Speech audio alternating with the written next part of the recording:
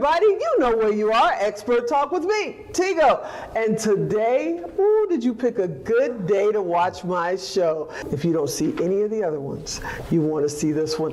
Today, legend, just visionary, and an all-around cool dude. Larry Namer's in the house.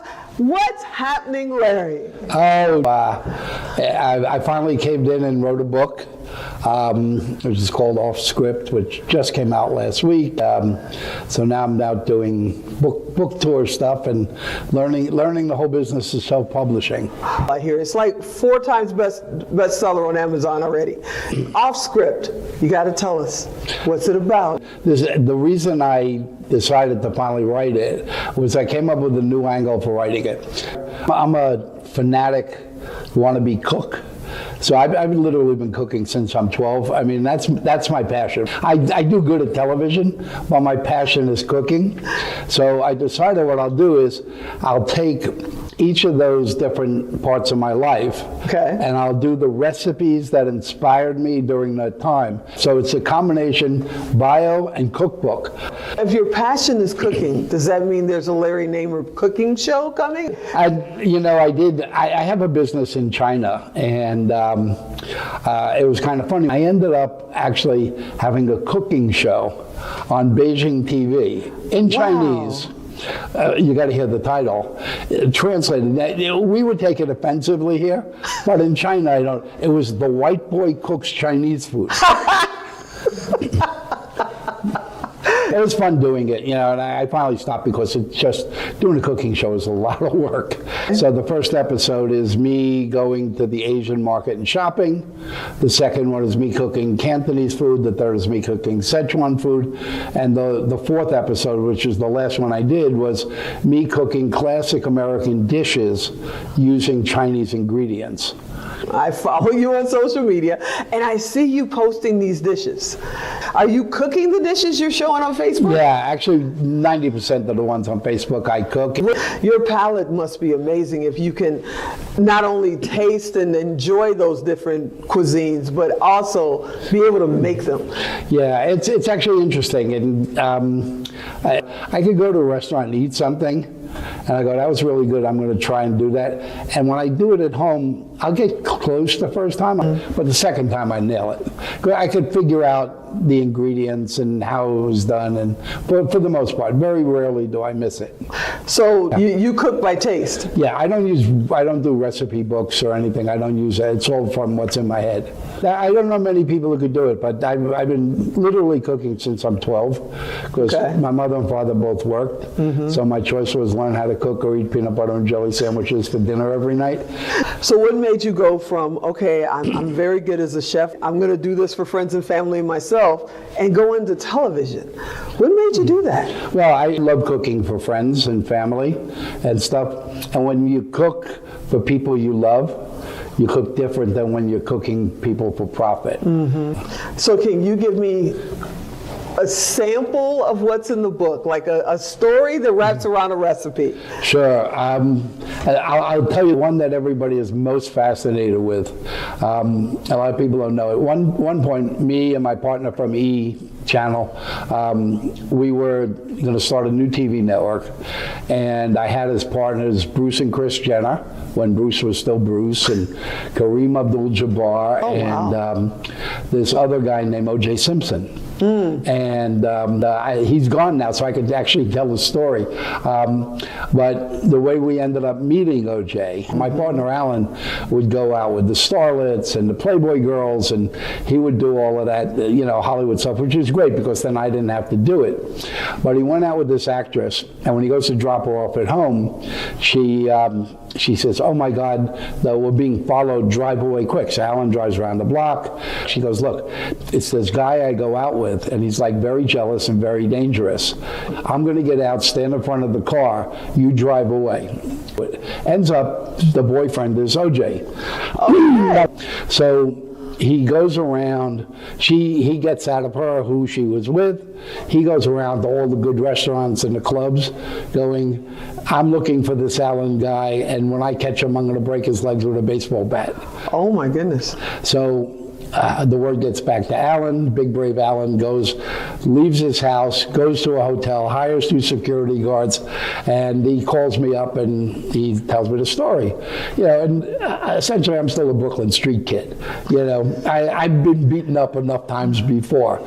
So I got the phone number, I call up and I go, listen, I understand, there's some misunderstanding. And he gets really nasty with me. He goes, who the F are you? I'm going to break your legs with a baseball bat. At that time, he was out of football, and he was the spokesperson for Hertz. Well, Frank Olson was the chairman of Hertz, and Frank is a devoutly religious guy. But Alan and I are friends with Frank's son, Blake. And so I go, listen, Frank Olson is, really religious. And he goes, what do you mean? I go, we both know Frank, right? And he all of a sudden, he calms way down. And he goes, how do you know Frank? Frank is going to have a really hard time that you want to break the legs of his son's friends because one of them went out with your mistress when he loves your wife, Nicole. Yep. Conversation changes entirely, and he says, this is all a big misunderstanding. We all should have lunch, and we'll talk this out, and it'll all be fine.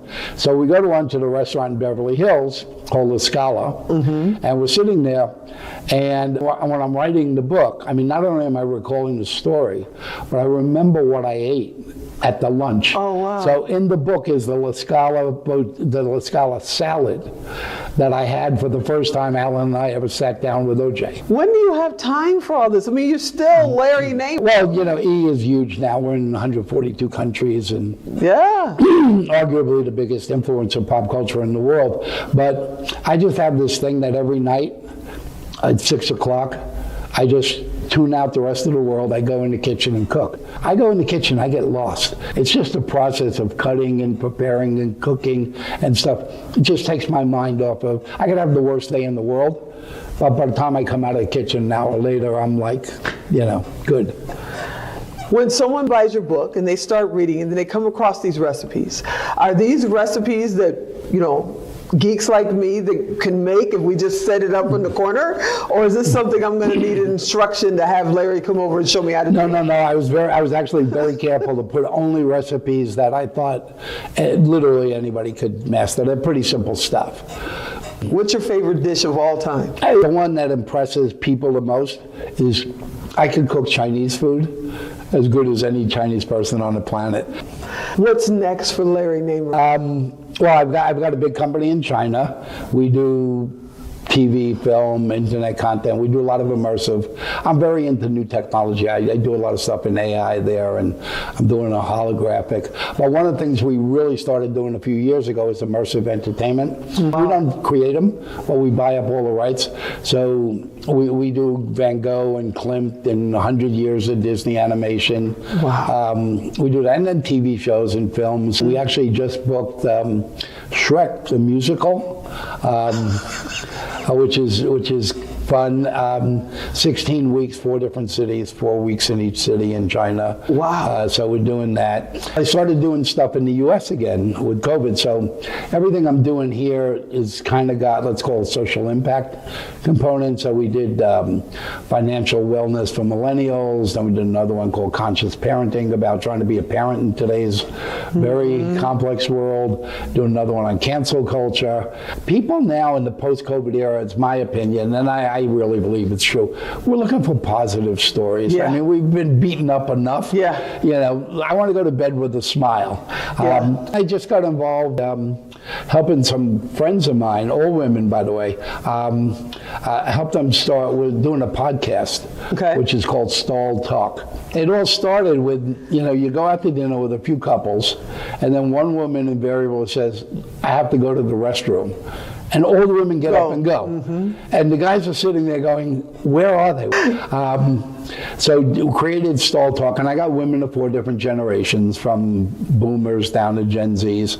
And they'll talk either about just broad topics like relationships, or they'll talk about things in the news and stuff. But it's interesting because you get the perspective of women from different generations, but yet you understand there's this underlying love among the four of them. Right. You know, the one that really turned it around for me, it started out where everybody, you know, there was sex sells, so they would talk about, sex and whatever.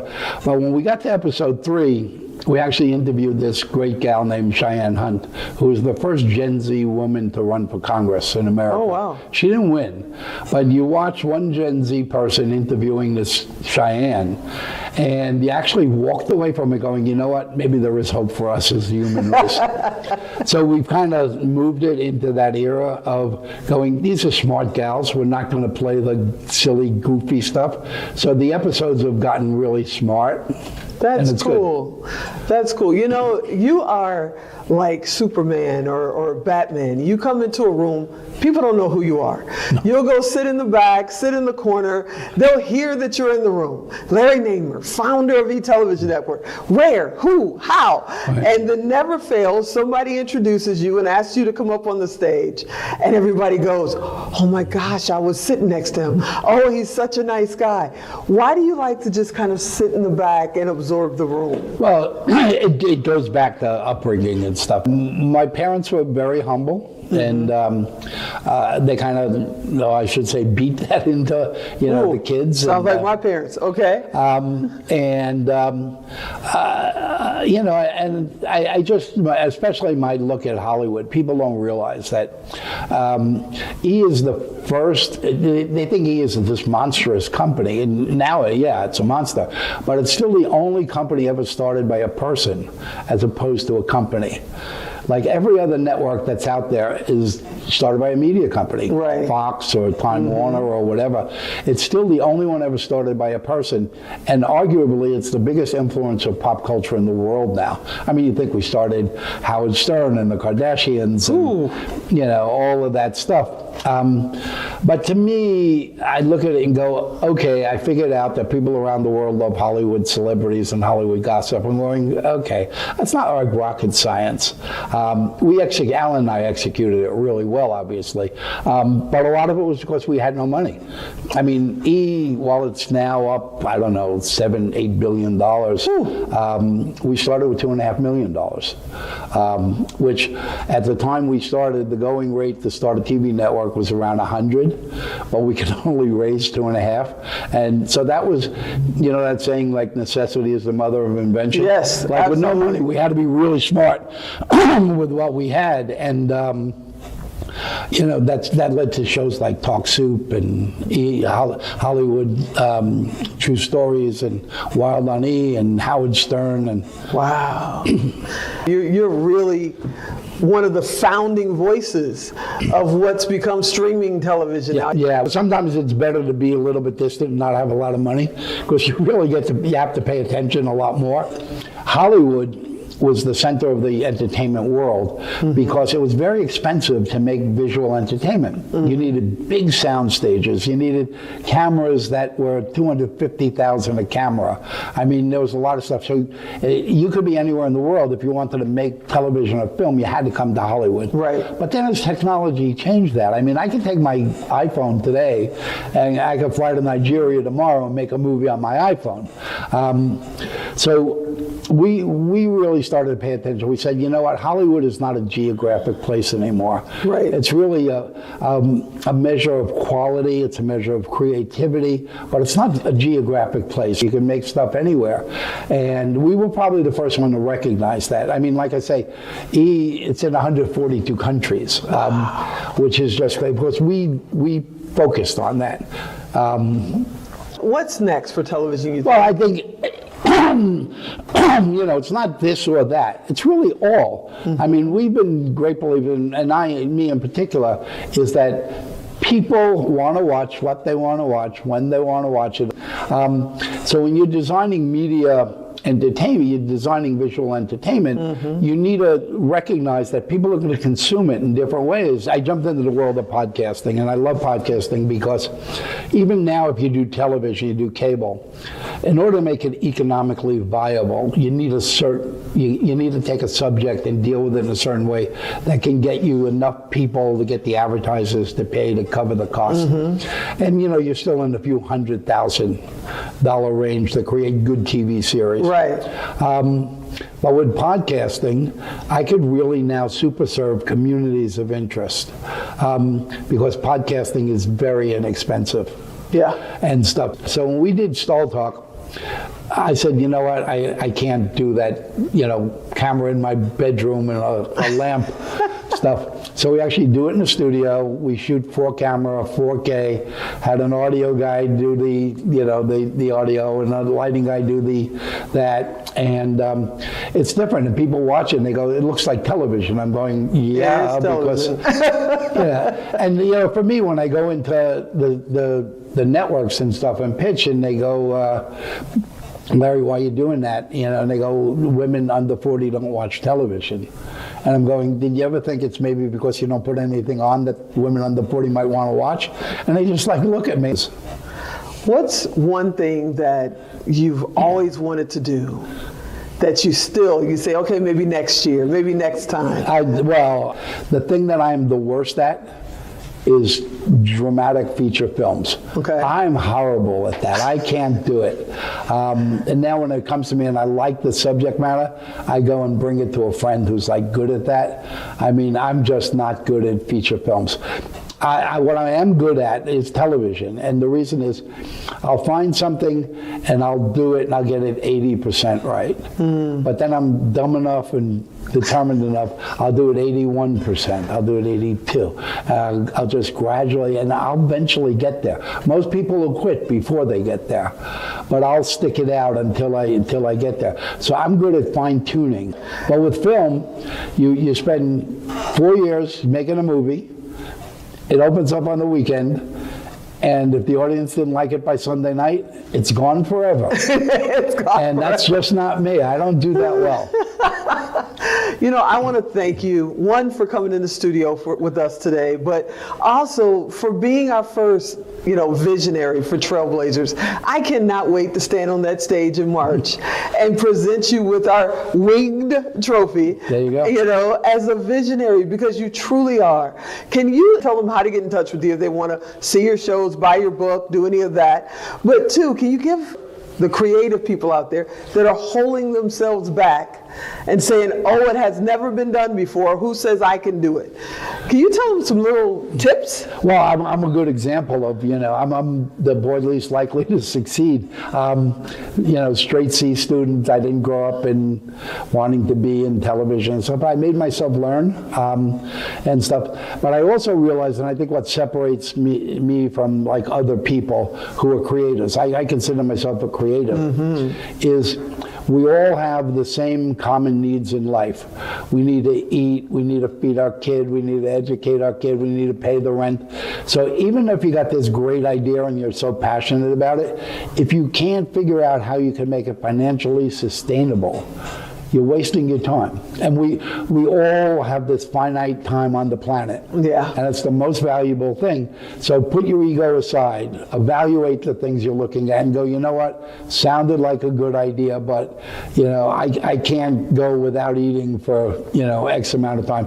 Get rid of it and then pick something you're good at and then just work it until you become great at it and it will become your passion. You're amazing, sir. Can you please tell them how they can find your book? Sure.